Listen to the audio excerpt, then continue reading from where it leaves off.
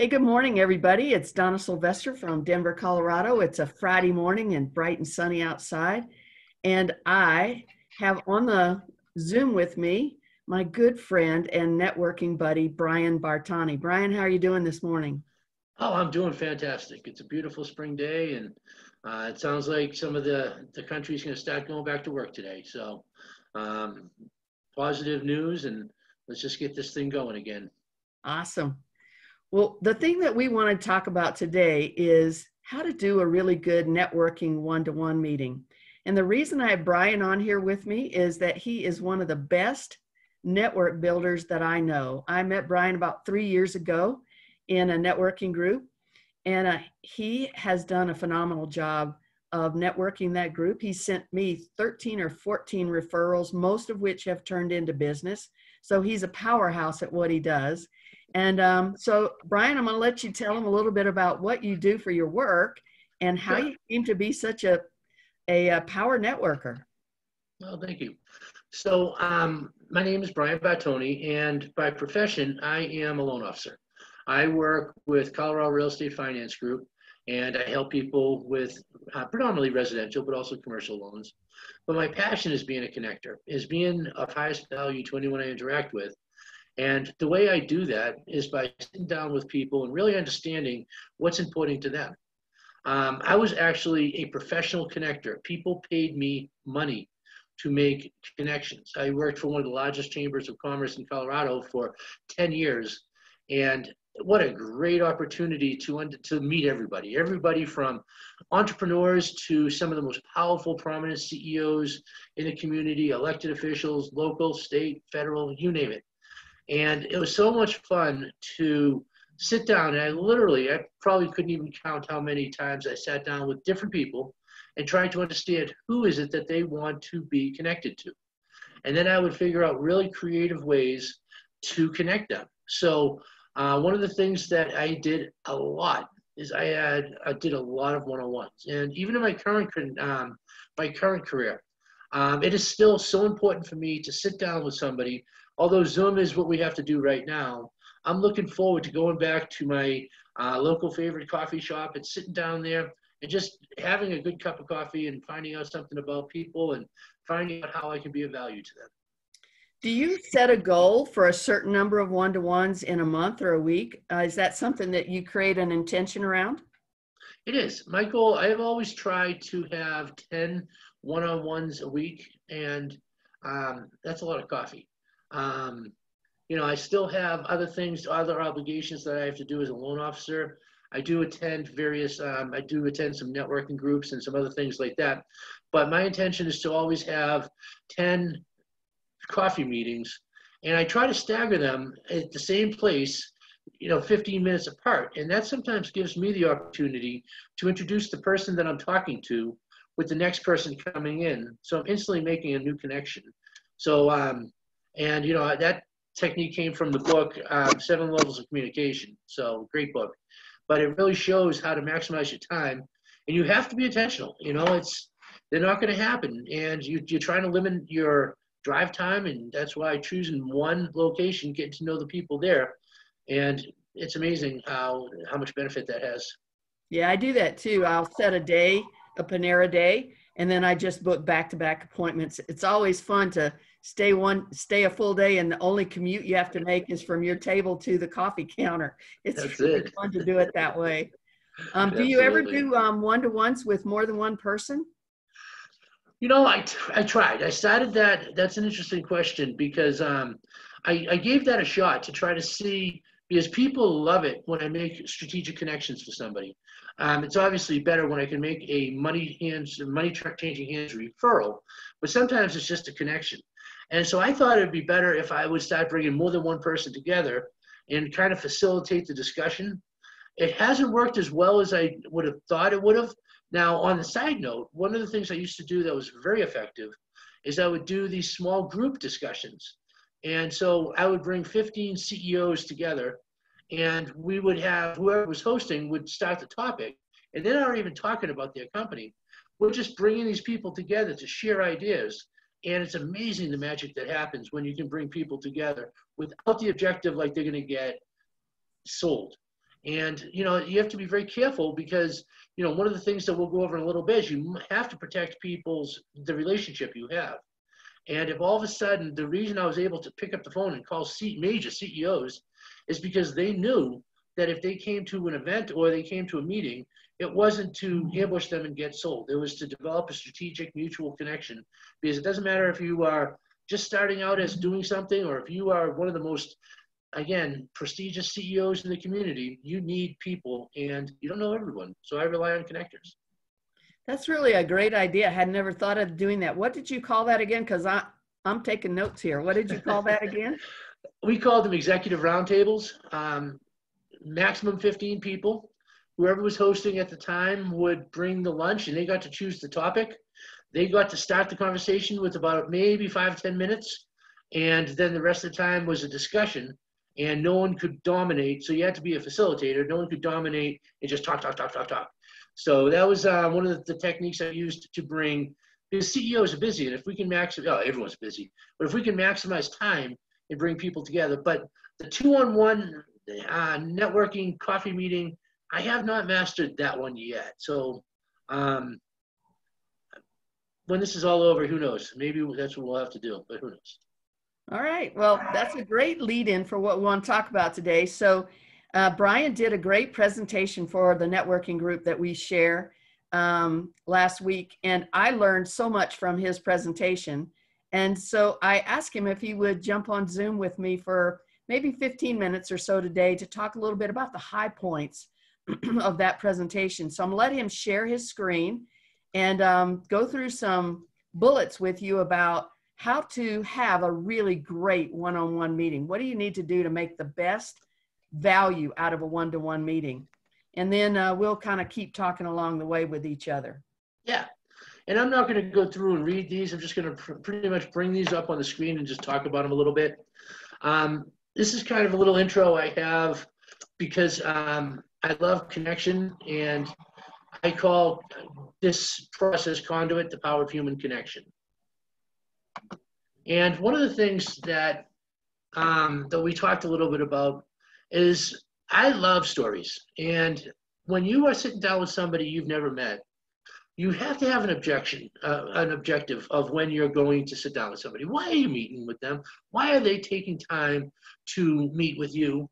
Everybody's busy. And since there's only a limited number of days, I think you have to be very careful on the people that you spend your time with. And there's different types of people in there. And I always try to find those people that are go-givers, those people that, like myself, are connectors and are trying to figure out how to create synergy and opportunities together. But when you meet somebody for the first time, the biggest thing is, and I highlighted it, why? What are you doing that matters most to you?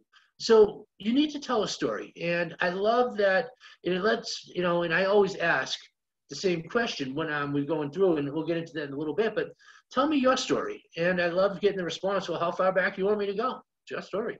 You can go back 15 minutes, or you can go back to when you were in elementary school. Because the more I know about somebody, and I can find their passion, and once I know their why, and I need to share my why too. I love connecting. If people know that, then they're able to understand how can they be a resource to me when I'm a resource to them. My personal story, why, trying to figure out, your story of who you are, I think is so important, because what we're trying to do is we're interviewing each other. We're trying to figure out if we would provide synergy or we're a good match to help each other grow. The only way to do that is to ask questions and just really be passionate about who you are and what you do. Another thing I think is very important that a lot of people don't do is do some homework. Everything is out there on LinkedIn and Facebook and Instagram and colleagues.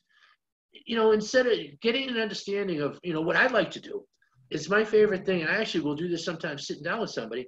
I'll pull up my Facebook or LinkedIn, and I'll show them how many mutual connections, even if it's somebody we never, the first time meeting. It is so much fun to say, oh, do you know this person? Oh, do you know this person? But you're looking for that commonality. You're looking for, maybe they went to school where you went, or maybe somebody in your family went to, worked at that company or something. You're just trying to find ways to have a seamless conversation going. Anything that you should be able to figure out, questions it's fine to ask people, things like where you're from, because that tells a story. But you should know what they do at least, and you should know something about them. So spend 5 minutes. And the other side of the coin is sometimes you don't know what they look like. So I go on LinkedIn and Facebook to see actually who's the person I'm meeting if this was a mutual introduction. You That's don't even always know a that. part of going to the People, Panera and having no idea what the person you're going to meet with looks like. I know. But so that's just another key thing. One thing that I always do is when I set an appointment with somebody, or if I got a business card from somebody, a lot of times I won't have their cell phone number. It is absolutely important. It is so important never to be late for a one-on-one. That's why I like you were saying, going to Panera, you're not late. There's no traffic jams. You might be late for the first one, but a lot of times if they are sitting there waiting, you need their cell phone. Sometimes accidents happen, traffic happens, life happens. But as soon as possible to call them and give them an accurate, we have GPS. We know exactly how far away we are. We know where we're going to be there. But if somebody is taking their time to give to you, that's valuable. And a lot of times that's what people have is time. So you need to be respectful for them, and you need to be never, never late. Let me ask you a question here, Brian. So when you've set meetings in advance, do you confirm them the day before? How do you work that angle of it? No, I should. So the good thing is that I'm really particular who I do a one-on-one with. I really usually try either I've met them and I got a good feeling about them, or they have been a connection from somebody else. It's a good habit to get into. I guess I just am too trusting, and I just very, very rarely does somebody stand me up. And if they do stand me up, it's not that big of a deal because I get to do a little bit of catch up, and then the next meeting, so I'm sorry. But it's probably a good habit. Is that something you do? You confirm before?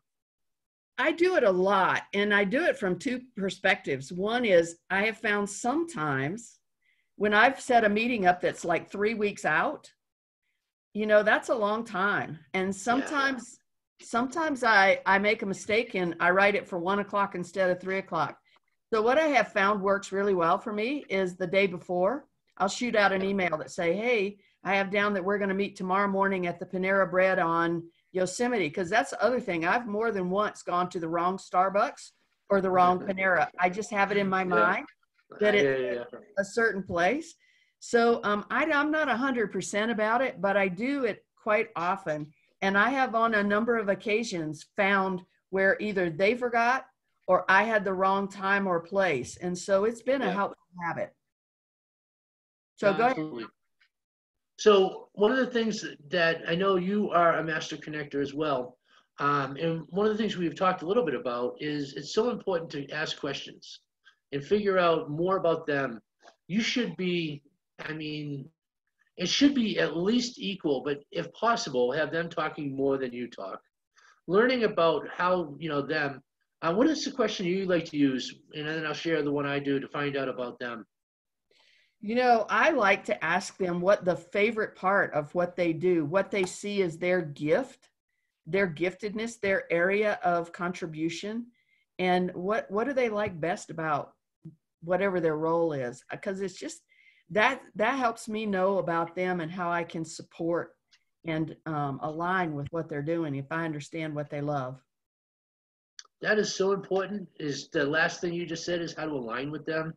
We're all different people. And when I try to make connections to people, I want to make a connection with somebody that will be in alignment for their values and their strengths, or maybe. So my question I always love to ask is, my intention is to be of highest value than anyone I interact with. What does that look like to you? And it's so much fun when somebody actually answers. One of the best stories is I asked that question, and this woman turned around and she said, I need somebody to be a judge for this high school DACA competition. Would you do it? And it was important to her because she was part of the organization. I did. And it was so funny because I had committed it without looking at my calendar.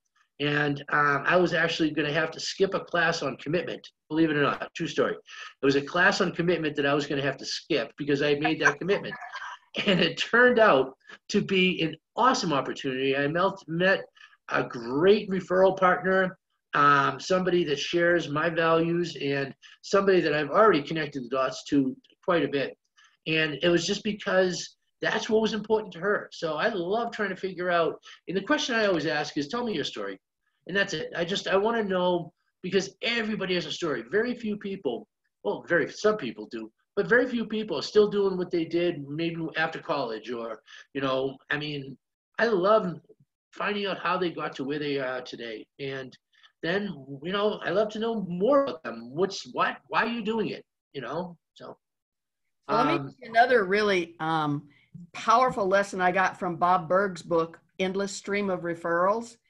He talked about how the most important question you could ask that would set you apart is, how would I recognize your perfect referral? What would I see in them, or what would I hear from them that would let me know that they need what you do? And what he said was, you'll set yourself apart from other networkers if you ask that question, and you need to have the answer ready for when they turn around and ask that to you. And that's been really powerful for me, is to think through, how would I describe to someone my perfect referral? How would they recognize, or what question could they ask that would let them know whether somebody needs what I do? So that's a great question as well. Oh, I love it. I'm going to start definitely. And when I'm talking to somebody, I might not be in a position to give them a referral, but at least I want to make a connection. So I want to know, who do you know? Who do you need to know? And I always try to talk about, think about people that also touch your customers. Who do you need to know? And then depending on what their line of work is, I get to know who would be appropriate connections. If I'm able to find a referral, there's nothing better, and that's addictive. I'm telling you. But you're able to give connecting is a referral. You can call somebody up and say, perfect example. This is amazing how it happens sometimes. Gentleman that I know really, really well, financial planner. We're talking a little bit, and I said to him, I said, what can I do to be of highest value to you? And he said, right now, to be honest, that this coronavirus is hurting my income. And I said, okay. I said, well, what can I do? He said, I need a referral. He was that, I need a referral. I'm hurting. That afternoon, I'm on Facebook. A good friend of mine from back in the day said, hey, does anyone have a recommendation for a good financial planner? Called him up instantly, made the connection within 2 minutes. He just sent me an email, which is my favorite email. Thank you so much. We're moving forward. That's just because awesome. He asked. That's a great story, Brian. And it illustrates how powerful it is when your mindset around a referral is intentional. It's like you intentionally set out to find that person, a referral. And I think that there are a lot of networkers who think that referrals are just going to drop into their laps and something will come to their attention. But my experience is, while yes, some people drop into my lap, occasionally I'll have a conversation and somebody will say, yeah, I need a plumber, and I happen to have one that I can connect them with. But more often than that, I have to really set an intention that I want to find this person a referral, and I really have to scan through, who do I know that could potentially be a referral for this person. So intention's really important, I think. Absolutely. And this is what they call this magic X. This is something, this doesn't happen often, but when it does, this is that intersection between your values and resources and theirs. And when you can get to that point where you've just, and you know it sometimes, you just have this meeting and just can't wait for the meeting to end to start connecting them to other people, or you can't wait for the follow-up meeting, or it's just one of those things where, when you look at what your strengths are and you look at what their strengths are and what they're lacking and how can you complement, and when that happens, I love that energy. And that's the best time to have another one-on-one right after you've had that intersection where everything is going. So really understand when you're talking to people, and be honest with yourself. What do you have? If you are too busy to share time, then don't share time. Maybe they need resources or energy or connections, or what do they need? My buddy needed money. Okay. I need a deal. Okay. That's what he needed at that one particular time. So trying to figure out what they need. And then one thing that you've alluded to is if they ask that same question, you need to tell them what you need. I am looking for this person. I do not have this person in my sphere of influence. Who do you know that would share, that would be a go-giver? And so be specific, but that's the next one that is very important. So Brian, we're at about almost 20 minutes. So okay. We wanted to keep this kind of short so people can watch it easily. So go ahead and let's wrap up in about the next 2 or 3 minutes. Sounds good. So I will wrap up by saying the most important thing is to be specific on what you need. I like to work with people. No, tell specifically, I'm looking for somebody that is this type of person in this industry. The more specific you are, the better you are, the better you're going to have opportunity. Last but not least, follow up, follow up, follow up. I'm always looking to make a connection. I think you have, if everyone knows Donna, but send out cards is a great, easy way to do that follow up. I'm always looking for what event can I bring them to, but that, I appreciate everything. And you are truly awesome and master connector and one of my favorite people to definitely connect to. So I think this was a great conversation, Brian. I think new networkers can certainly get a lot of value from what you've provided, and established networkers may get an idea or two that they hadn't thought about. Like I've been networking now. I joined BNI in 2010. So 10 years of active network building, and I learned a couple things from you today. So you are a powerhouse at what you do. Thank you so much for spending time with this. Absolutely. I look forward to getting it in front of people and setting up our next networking meeting, Brian. Excellent. And anyone wants additional information or a copy of this PowerPoint, and I have this little thing, 10 Commandments of One-on-Ones. You got a 10 Commandments of networking. What's your favorite of the 10 Commandments? Thou shalt not sell to me. That is my favorite. I am not there. If I want to buy your stuff, I'll buy your stuff, but I'm not there to be sold to.